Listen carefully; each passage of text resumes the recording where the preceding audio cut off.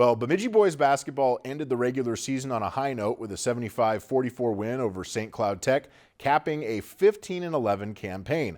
The Lumberjacks have wowed fans all year long with their prolific scoring offense led by junior guard Jaxon Boschee. So despite the underdogs entering the Section 8 4A tournament, you can't count the Jacks out just yet. If you happened to catch a Bemidji boys basketball game this season, then you probably saw a three-pointer or two. Or three,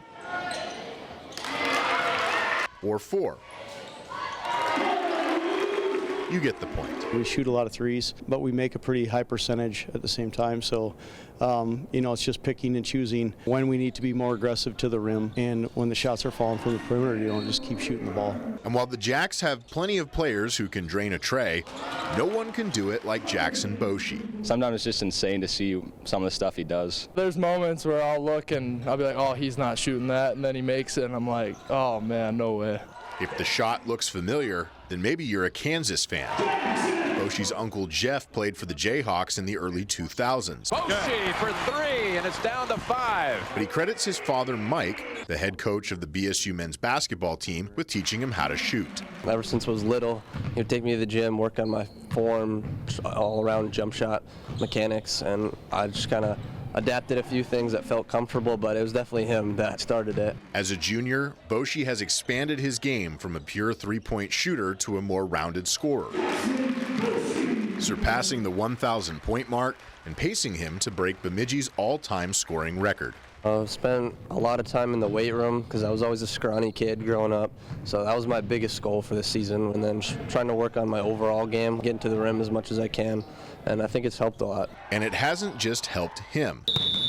It's also had a positive effect on the team. Anytime you have a player that garners as much attention as he does, it opens up opportunities for other players, and for those other players to see those opportunities and take advantage of them. That's a critical element for us moving into the playoffs. Even more crucial given their first-round opponent, Buffalo, who held the Lumberjacks to just 49 points, 20 less than the Jacks' per-game average. We were up at half this year against Buffalo, and we really struggled in the second half finding the right shot. We let up a lot of offensive rebounds for them. We had a lot of turnovers that we need to limit, and then just really focusing in, dialing in, doing our assignment. I just remember them being really scrappy and physical, and then they just really wanted it the first game. So I think this game we just really have to come in super physical and just out-scrap them and just be more physical.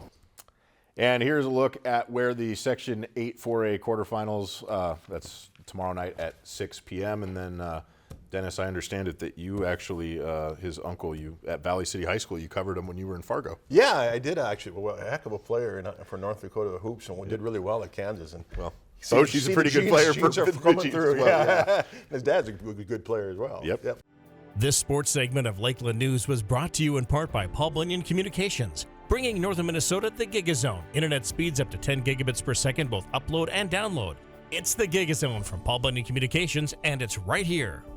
Lakeland News is a nonprofit news organization. Donate to Lakeland PBS today to support your local news team.